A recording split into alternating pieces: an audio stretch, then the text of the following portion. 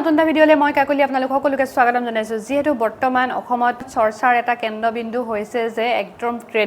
ট্ৰেডিংক লৈ এতিয়া পুৰা হুলস্থল লাগি আছে যে তদুপৰি আৰু এতিয়া এনেকুৱা এটা হৈছে যে কোনোবাই যদি কয় এটকা মোক দিয়া তোমাক 3 টকা ঘূৰাই দিম হেতুৰ পলুভনত গৈ মানুহখনৰ যে কিমান লছৰ সন্মুখীন হ'বলগীয়া হৈছে হেতু হসকে নই কৰিব নোৱাৰি আৰু এই ক্ষেত্ৰত কিছুমান এনেকুৱাও আছে কিছুমান ইউটিউবাৰৰ গাটো দুখ আছে বুলি নকলেও নহব কাৰণ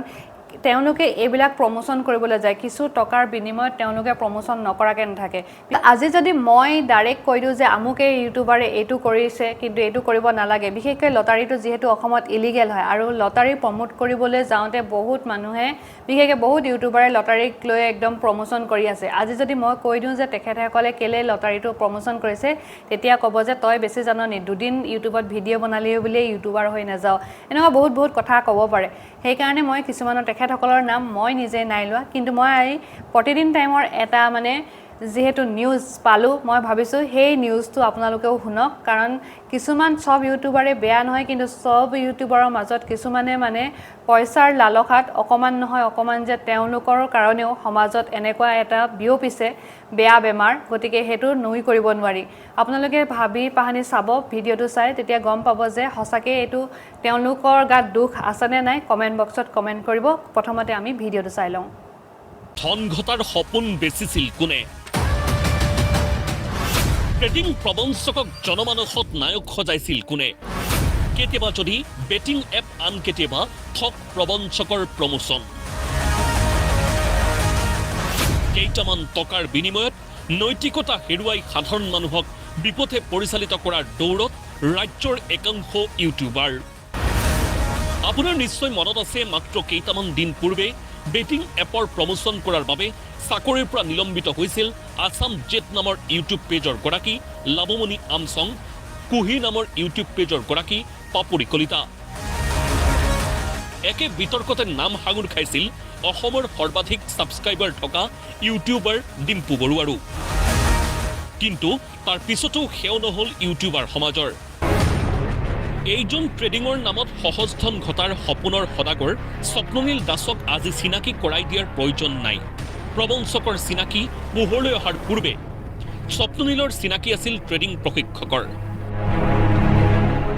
আৰু সেই ব্ৰেণ্ডিং কৰিছিল এইজন ইউটিউবাৰ ভাস্কৰ দত্তই সো মোৰ হাইয়েষ্ট এদিনৰ প্ৰফিট হল 13 লাখ টকা হা মই যদি তোমাৰ ওচৰত যাওঁ বা বেলেগ যদি মানুহ তোমাৰ ওচৰত যাওঁ তুমি তেনেকৈ শিকোৱা নি কাবা 25 বছৰীয়া এজন যুৱকে ঘৰতে কম্পিউটাৰৰ আগত বহি বা মোবাইল পিটিকি প্ৰতিদিনে 1 লাখ টকা ইনকাম কৰি আছে এটা দুটা নহয় 8টাকৈ ভিডিঅ' প্ৰস্তুত কৰি ভাস্কৰ দত্তই প্ৰমোট কৰিছিল স্বপ্ননীল দাসক ভিডিঅ'ৰ বিনিময়ত ভাস্কৰে লৈছিল 2.5 লাখ টকা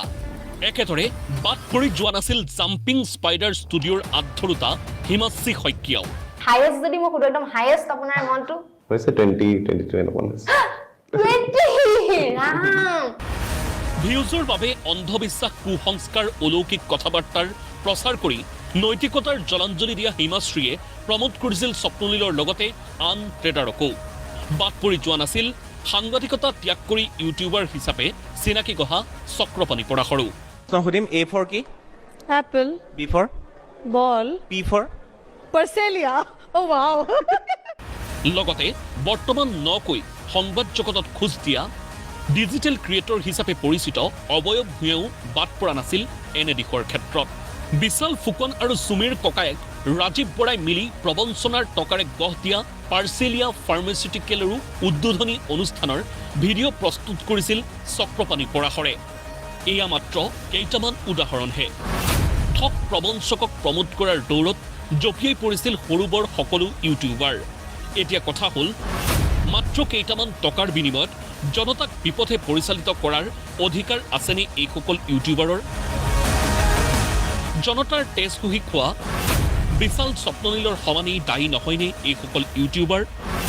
বাকী আইনে কিবা ব্যৱস্থা গ্ৰহণ কৰে নে নকৰে সেয়া হ'ব লক্ষণীয়